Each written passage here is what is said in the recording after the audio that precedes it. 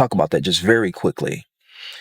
The thief on the cross was under the old law. The Bible says whenever Jesus died upon the cross, he brought in a new covenant, a better covenant. A better covenant, it said the old law was nailed to the cross. The thief was under the old law. The thief was not under the new law in which Jesus told us today you must be baptized for the forgiveness of sins. He was under the old law. That's the first point. The second point about that is you have to understand that sin is what keeps you out of heaven. Sin keeps you out of heaven. And since sin keeps you out of heaven, Jesus is God. He can look over at the thief and say, today you're going to be with me in paradise because he's God. If you were hanging on a cross right now next to Jesus and Jesus looked over at you because he's God and said, today you're going to be with me in paradise. Today you're going to be with him in paradise because he's God. You're not currently on a cross next to Jesus right now. He did not tell you that, but what he did tell you is be baptized for the forgiveness of sins. But everyone wants to go to the thief. No one wants to go to the Apostle Paul when he was told to be baptized for the forgiveness of sins. No one wants to go to the Philippian jailer when the Philippian jailer was baptized in the middle of the night. No one wants to go to the eunuch who was baptized in the desert, and the water is not in the desert, but God provided water in the desert. No one wants to go to them. Everyone wants to stay with the thief. And I know why. It's because if you hold fast to that doctrine, that means you don't have to do anything. You can live your life however you desire. You don't have to do a thing. That's madness. It's blasphemy. It's delusional. You really don't believe that, friends.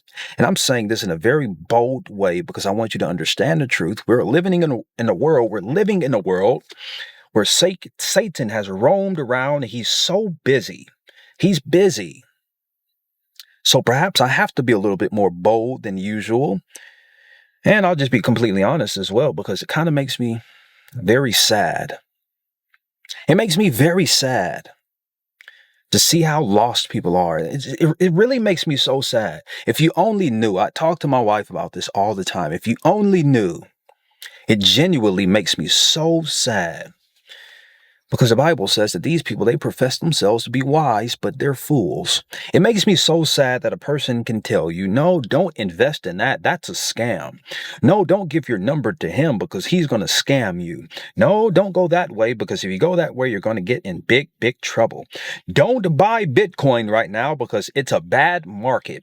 Don't go buy a home now because the market's too high. Wait for it to come down a little bit. They can tell you all of these things that pertain to worldliness.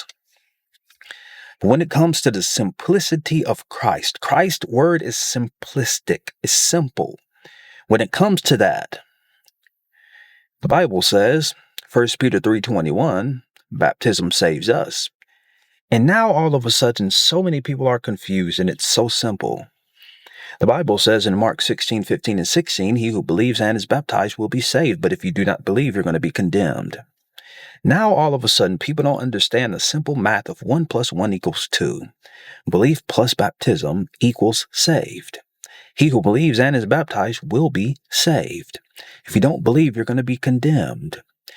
You're going to be condemned because if you don't believe what he just said, belief plus baptisms equals saved.